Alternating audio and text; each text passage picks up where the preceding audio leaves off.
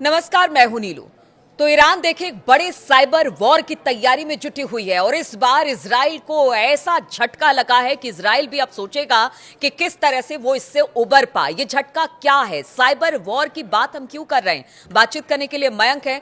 मयंक, इस बार जो ईरान ने किया उससे तो अब इजराइल के कान खड़े हो गए हैं और वो समझ नहीं पा रहा है कि अब इससे लड़ा कैसे जाए और इससे पार कैसे पाया जाए। ये क्या है जिस साइबर वॉर की हम बात कर रहे हैं? देखिए, अभी आपने देखा जो 12 दिन का युद्ध हुआ, लड़ाई हुई, इसमें हमने देखा कि ईरान के कई कमांडर्स की शहादत हुई और इजराइल की तरफ से उनको निशाना बनाया गया। जो बड़े पदों पर थे, आर्मी के, एयरफोर्स के जो बड़े ऑफिसर्स थे, उनको, जो बड़े ओहदे पे लोग थे, उनको निशाना बनाया गया। इसके बाद जैसे ही ये 12 दिन का युद्ध खत्म हुआ, ईरान ने एक बड़ी मुहिम छेड़ दी। और वो बड़ी मुहिम क्या थी?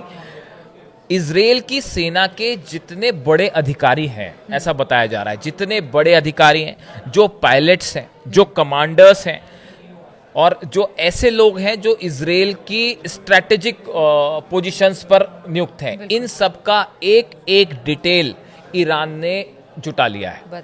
और बताया ये जाता है कि कौन सा अधिकारी का नाम क्या है, उसके घर का एड्रेस क्या है, वो उनके मोबाइल नंबर्स क्या हैं, वो कौन से कंप्यूटर्स पे काम कर रहे हैं, सब हैक करने की कोशिश की गई ईरान के द्वारा। और पूरी जानकारी, यहाँ तक कि सैटेलाइट्स, बताया जाता है कि ईरान ने सैटेलाइट्स के थ्रू जो है वो इस पे बड़ा काम किया है और संभवतः हो सकता है रशिया ने इसमें मदद भी की है।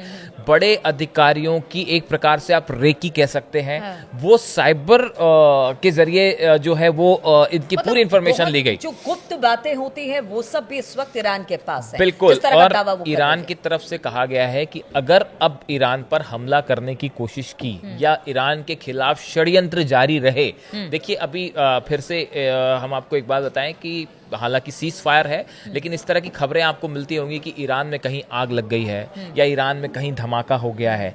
ये मोसाद की हरकतें हैं, ये मोसाद का कोवर्ट ऑपरेशन है, जिसके चलते जो है इजराइल जो है वो ईरान में इस तरह की घटनाएं को अंजाम दे रहा है कि कहीं भी आग लग जाएगी अचानक से, कहीं पे किसी फ्लैट पे धमाका हो जाएगा। तो अब ईरान ने इससे निपटने का तरीका खोज लिया है। ईरान का ये कहना है कि अगर आपने हमारे नेशनल इंटरेस्ट को अब जरा भी क्षति पहुंचाई तो अब बात 1-to-1 टारगेट पर होगी। अब मोसाद के चीफ भी हमारे निशाने पे होंगे, आर्मी चीफ भी आपके निशाने पे होंगे, आर्मी के कमांडर्स भी निशाने पे होंगे, जो फाइटर प्लेन के पायलट्स हैं वो हमारे निशाने पर होंगे, और अगर जरूरत पड़ी तो हम उनको कोवर्ट ऑपरेशन करके इंडिविजुअली जो है वो निशाना बना सकते हैं। इस खबर के बाहर आने के बाद आप सच मानिए पूरी इजराइल की फोर्स हैरान है कि ये कैसे हुआ। देखिए, हमने कई चीजें ऐसी हैं। अभी जब 12 दिन की लड़ाई हुई और ईरान की तरफ से जो बैलिस्टिक मिसाइल्स फायर की गई, इन बैलिस्टिक मिसाइल्स में कई निशाने ऐसे थे तो बिल्कुल एक्यूरेसी के साथ इन्होंने डिस्ट्रॉय किए। देखिए, मोसाद का हेडक्वार्टर तो जो था उसके वीडियोस भी सामने आए। आप देखिए कि वो मिसाइल गिरने के वीडियो भी सामने आए। ऐसे ही जो है इनका जो इलेक्ट्रॉनिक सिटी थी उसके ऊपर जो हमला हुआ, हाइफा की ऑयल रिफाइनरी पे हमले हुए, ये ऐसे ठिकाने थे जो कि ईरान ने 2000 किलोमीटर बैठे बैठे तय किए और वो बिल्कुल सटीक निशाने पर गिरे। जो अमेरिका के एयरबेस पर कतर पर हमला हुआ, वो देखिए बिल्कुल सटीक निशाने पर मिसाइल गिरी। और ऐसी भी खबर आ रही है कि मतलब जो इजरायली सैनिक हैं या फिर जो उनके वायुसेना के का जो बेड़ा है उसमें ईरान के लोग भी शामिल हैं। ये इस तरह की भी खबरें आ रही हैं कि वहां से चीजें अंदर की तरफ बिल्कुल वैसे ही है, टिट फॉर टैट। जो मोसाद करने की कोशिश कर रहा है ईरान के खिलाफ, ईरान ने भी वही शुरू किया है कि अगर आप ऐसा कर सकते हैं तो आपको हम भी जवाब दे सकते हैं। अगर मोसाद ईरान में घुस के अपना कोवर्ट ऑपरेशन कर सकता है तो ईरान ने भी कहा भैया हम भी इजराइल में घुस के आपको वैसे ही मुंह तोड़ जवाब दे सकते हैं। तो इस वक्त देखिए, हम देख रहे हैं कि सब फील्ड में इजराइल की वायुसेना ये मान रही है कि उनके पायलटों के, उनके तमाम मूवमेंट पे इंफॉर्मेशन जो है वो लीक है।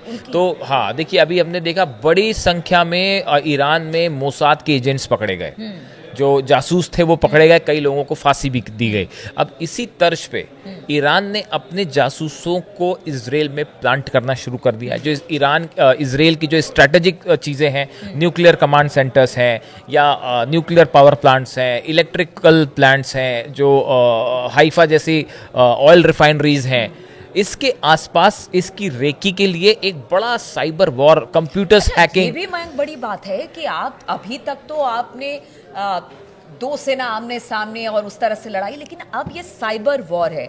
और देखिए जिस तरह से हमने पीछे देखा, अगर इसराइल की बात की जाए, जिस तरह से धमाके हुए, पेजर में धमाके, बहुत सारी ऐसी बातें सामने आई।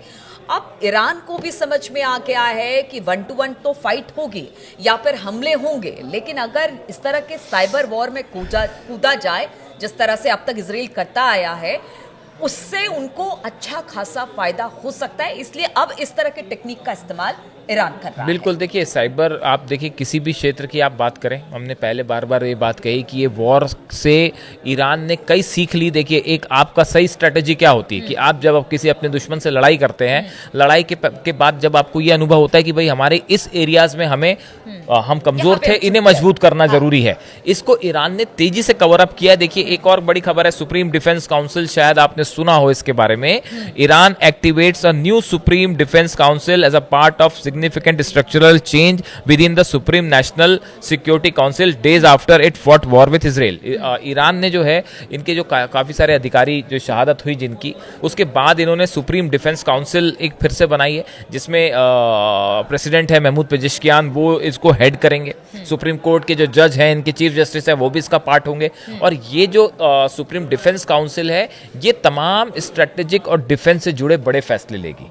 ये खामेनी साहब को एडवाइस करेगी कि आगे क्या करना है। तो देखिए ईरान की तरफ से हर फील्ड में मिसाइल का जवाब मिसाइल से, फाइटर जेट का जवाब फाइटर जेट से, डिफेंस का जवाब डिफेंस से, और अब साइबर और जासूसी का जवाब साइबर अटैक से और जासूसी से। तो टिट फॉर टैट जो है, इसकी बड़ी तैयारी है। तो आप देखें अगर डायरेक्ट युद्ध नहीं भी हुआ ईरान और इसराइल में, तो भी एक बड़ा साइबर वॉर जो है वो मिडिल ईस्ट में देखने को मिलेगा। और हमने अक्सर देखा कि मिडिल ईस्ट में ऑयल को लेकर, तेल को लेकर लड़ाइयां होती हैं और वॉर हथियारों से और मिसाइल से लड़ाई होती है। बट ये अब नए जमाने की नई टेक्निक से ईरान लेस है और इसराइल का हर गतिविधि का जवाब देने के लिए तैयार है। बिल्कुल, तो देखिए जैसा इसराइल कर रहा है, अब ईरान भी उसी तर्ज पर आगे बढ़ा है। साइबर वॉर की बात हो रही है, खुफिया तरीके से जितने भी इंफॉर्मेशन इजरायली सेना के हैं वो निकालने की बात ईरान ने कही है। और देखिए ये अपने आप में बड़ी बात है कि कब कैसे अब इजराइल इससे निकल पाता है, किस तरह से इस साइबर वॉर को रोकने में इजराइल कामयाब हो पाता है। इस पर लगातार हमारी नजर बनी रहेगी। आप बने रहिए हमारे साथ।